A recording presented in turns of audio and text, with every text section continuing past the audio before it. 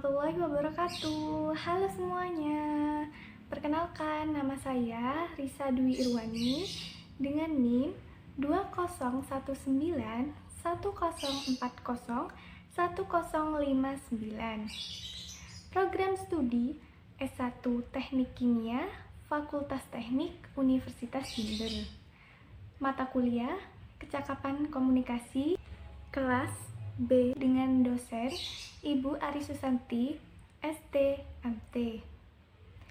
Tujuan pembuatan vlog ini yaitu untuk menyelesaikan tugas ujian akhir semester atau UAS mata kuliah ini. Untuk tugasnya sendiri yaitu memberikan ulasan atau pendapat mengenai video ini. Apakah video tersebut merupakan komunikasi efektif atau tidak?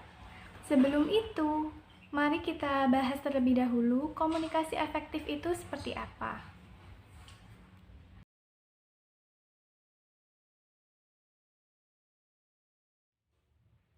Komunikasi efektif adalah pertukaran informasi, ide, perasaan yang menghasilkan perubahan sikap sehingga terjalin hubungan baik antara komunikator dan komunikan.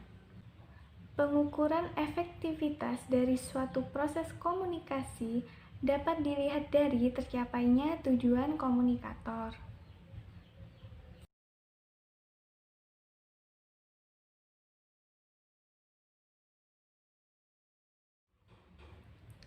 Unsur-unsur komunikasi. Yang pertama yaitu komunikator. Komunikator merupakan pihak yang memulai komunikasi atau si pembawa pesan. Yang kedua yaitu komunikan. Komunikan merupakan pihak yang menjadi sasaran dari komunikator atau penerima pesan. Lalu yang ketiga ada amanat. Amanat yaitu hal atau pesan yang disampaikan oleh komunikator. Yang keempat yaitu media komunikasi. Media komunikasi yaitu daya upaya atau alat yang digunakan untuk menyampaikan amanat.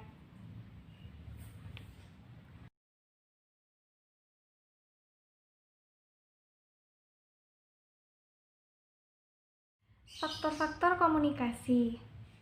Faktor-faktor komunikasi antara lain pengetahuan, perkembangan, persepsi, peran dan hubungan, lingkungan, emosi, kondisi fisik, dan yang terakhir ialah jenis kelamin.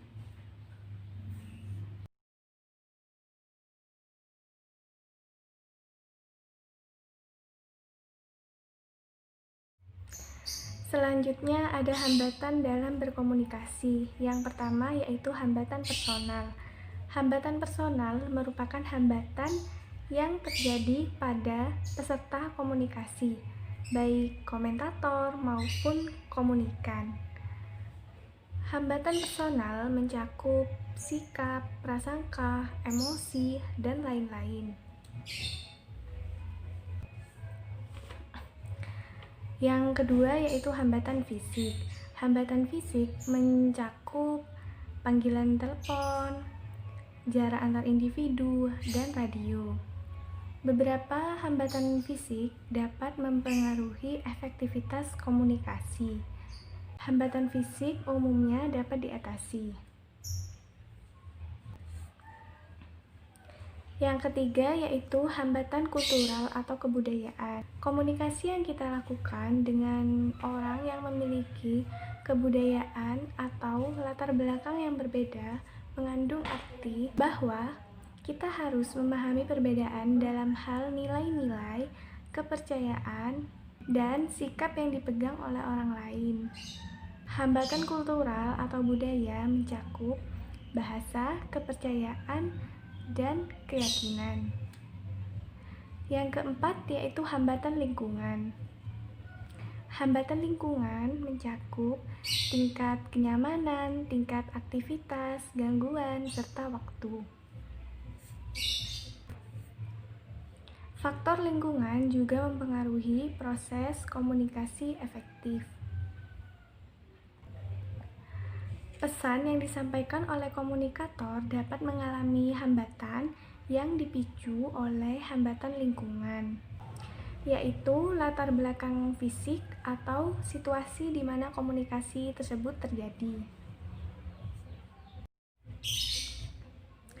Lalu ada hambatan dalam mendengarkan. Hambatan dalam mendengarkan dibagi menjadi dua, yaitu hambatan internal dan hambatan eksternal.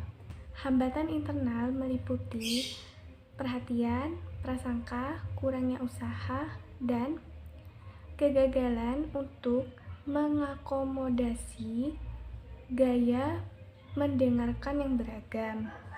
Lalu terdapat hambatan eksternal.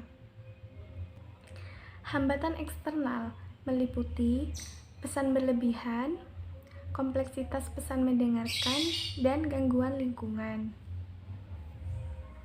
Dalam video ini berisi perdebatan antara tim pro dan kontra mengenai diversifikasi pangan merupakan solusi terbaik dalam ketahanan pangan, di mana masing-masing tim tersebut saling mempertahankan argumennya masing-masing.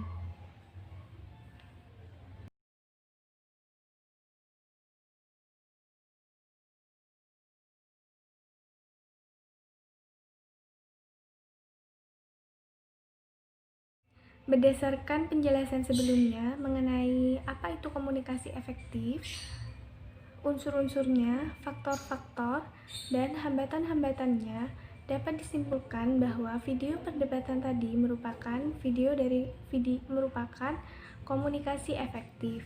Mengapa? Karena pada proses perdebatan tadi terdapat unsur-unsur komunikasi. Yang pertama ada komunikator. Komunikator sangat baik dalam menyampaikan argumennya atau pesan, tetapi alangkah baiknya untuk penyampaiannya agak dipelankan sedikit, karena menurut saya itu penyampaian argumennya terlalu cepat. Untuk komunikan atau penerima pesan juga merespon di akhir video, dan untuk pesan yang disampaikan yaitu diversifikasi pangan bukan merupakan solusi terbaik dalam ketahanan pangan Indonesia. Tetapi bukan berarti